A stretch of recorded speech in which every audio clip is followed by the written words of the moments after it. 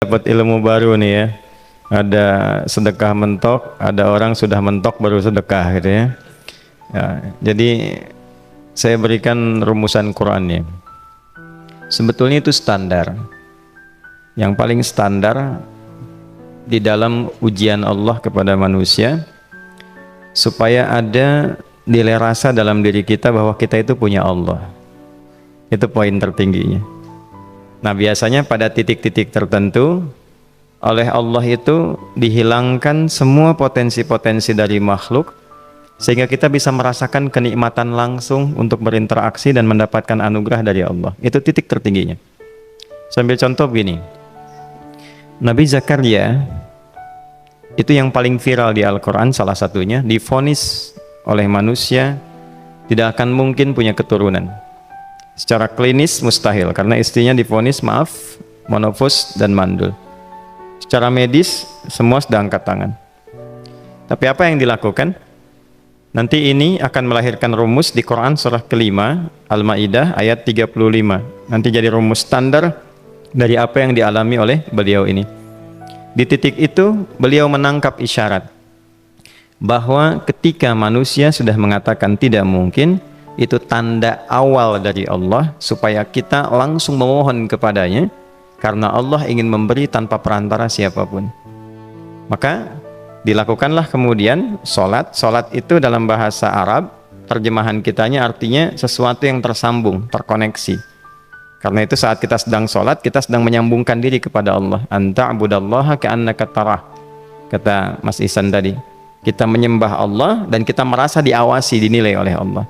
Maka dalam sholat itu beliau meminta, ya, permintaannya viral. Qala rabbi habli min ladunka dzurriyyatan thayyibah innaka sami'ud du'a. Bahasa bebasnya begini, ya Allah, semua memvonis aku tidak akan mungkin punya keturunan. Sekarang aku memohon kepadamu saja yang tidak punya batas dalam pemberian. Nah, sebelum ke sedekah dengan harta, Allah mengajarkan dulu sedekahlah dengan tubuh kita.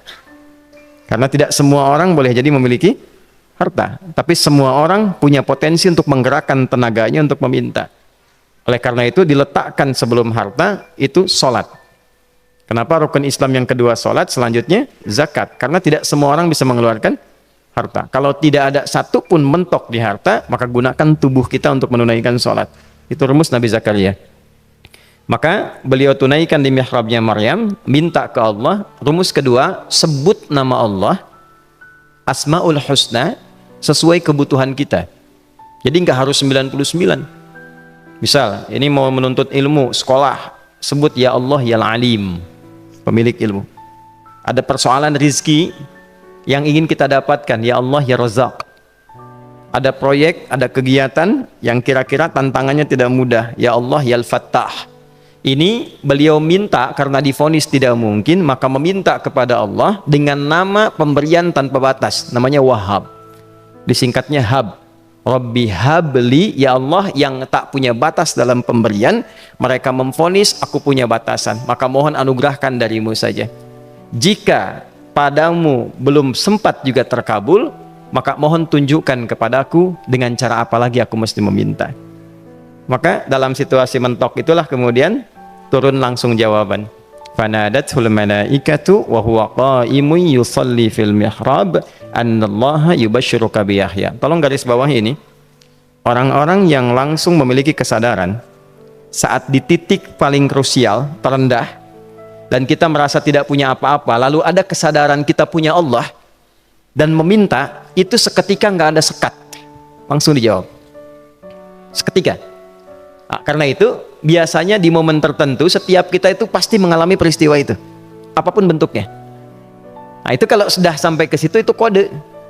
Jadi di Islam tuh nggak ada pesimis, ya, tidak ada pesimis, dan jangan pernah melarutkan diri pada sebuah vonis sudah ini nggak mungkin, nggak akan dikabulkan. Nah, itu jebakan setan. Karena declare pertama iblis ketika melakukan kesalahan itu kalimatnya jelas. Ana khairum minhu khalaqtani min narin wa khalaqtahu ya min tin. Saya lebih hebat, lebih bagus. Allah nggak mungkin, sudah nggak mungkin ada ampunan lagi. Jadi diteruskan kesimpulan ini karena nggak mungkin katanya diampuni, ya sudah bermaksiat saja. Karena nggak mungkin dikabul, ya sudah pesimis saja. Padahal di titik itu Allah sedang membuka. Temukan kata itu, temukan hubungan itu, minta itu tanpa sekat. Maka seketika malaikat turun menyampaikan, doamu dijawab. Itu sedang berdiri, baru selesai doa, belum selesai sholat, belum salam. Turun malaikat mengatakan, Allah kasih kabar, kamu akan punya anak, langsung namanya dari Allah Yahya. Jadi Yahya itu pemberian Allah. Ya, pemberian Allah. Yahya artinya hidup. Yang mustahil menurut manusia, lahir seorang bayi dari rahim perempuan yang divonis menopause dan mandul, kata Allah jadi dan hidup. Nah, rumus itu nanti terus dialami oleh para nabi, puncaknya di era Nabi Muhammad SAW, nanti melahirkan panduan di Quran surah 5 ayat 35. Ya ayyuhalladzina amanu ittaqullaha wabtaghu ilaihil wasilah. Perhatikan kalimatnya dengan detail ya. Hei semua orang yang masih merasa punya iman, tuh iman kita disentuh. Jadi kalau mengalami persoalan di titik nadir, terendah, itu yang disoal oleh Allah imannya dulu. Kamu masih punya iman nggak? Orang beriman nggak mungkin pesimis. Orang beriman nggak akan putus asa. Orang beriman nggak akan bunuh diri. Imannya ditanya dulu. Katanya kau beriman, iman kamu di mana? Kalau masih punya iman, kata Allah, ini ujian dari saya supaya kamu nyebut saya. Katanya ingin mendekat, kata Allah kan? Ittaqullah. Nah ini rumusnya. Wabtaghu ilaihil wasilah. Kalau engkau pengen cepat dapat solusi, maka aku berikan perangkat untuk cepat mengabulkan doamu itu. Perangkat itulah disebut dengan takwa.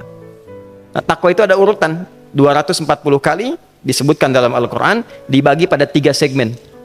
Segmen ibadah ritual, segmen ibadah sosial, satu lagi segmen rumah tangga. Ya, karena itu tinggal cari aja di ibadah ritual, misalnya sholat. Bangun tahajud malam, minta sama Allah, dekatkan diri kita. Salah satu kasusnya Nabi Zakaria. Ya, itu poin yang pertama. Yang kedua nanti ada maliyah sosial, itu yang tadi dipraktekkan, sedekah dengan harta. Ya, tidak harus banyak, yang penting Allah minta apa, ikhtiarkan, nggak akan dilihat berapapun nilainya. Yang dilihat itu ada nggak kemampuan mengimplementasikan imannya, itu poinnya. Titik itu. Ya, yang ketiga nanti di keluarga. Urutan pertama orang tua. Kata Ibnu Abbas radhiyallahu taala anhuma, tidak ada satupun aku melihat amalan tertinggi yang menarik perhatian Allah untuk memberikan ampunan pada orang taubat atau mengabulkan doa dengan cepat kecuali berbakti pada orang tua. Dan kisahnya viral sekali di Al-Bukhari, 3 orang terjebak dalam gua, kemudian tertutup batu besar karena berteduh hujan, tapi tertutup batu besar.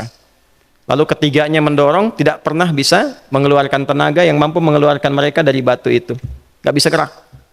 Satu di antara 3 orang ini mengusulkan, sudah, ini tanda dari Allah. Jangan gunakan kekuatan kita lagi, kita diminta menggunakan kekuatan yang Allah berikan. Coba kita cari amalan rumus takwa tadi. Satu di antara 3 itu mengatakan, ya Allah, saya punya seorang ibu. Setiap kali saya berangkat kerja, saya akan selalu siapkan hidangan untuk ibu, khusus untuk susu sebelum tidur, itu saya yang minumkan langsung kepada beliau. Itu berlanjut selama hidup saya seperti yang kau ketahui. Satu kali, saya pulang dari kantor, dari pekerjaan, ibu saya sudah tertidur. Sementara susu belum diminum. Dan kami putuskan tidak ada yang berani menyentuh susu dan minuman makanan kecuali ibu terlebih dahulu. Maka saya putuskan memegang nampan susu di samping ibu yang tertidur dan menunggu beliau bangun.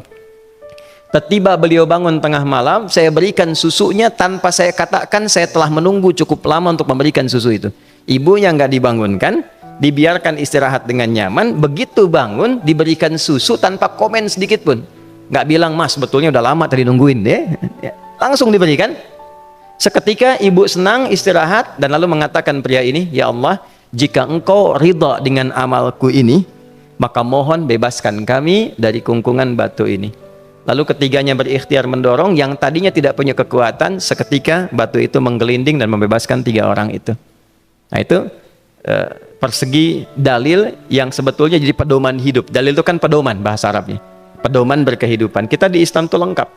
Jadi kalau kita mengalami kasus itu dimanapun, ya, baik di kedudukan, di usaha, di pengetahuan, sudah mau ngapalin mentok gitu ya, itu ujian.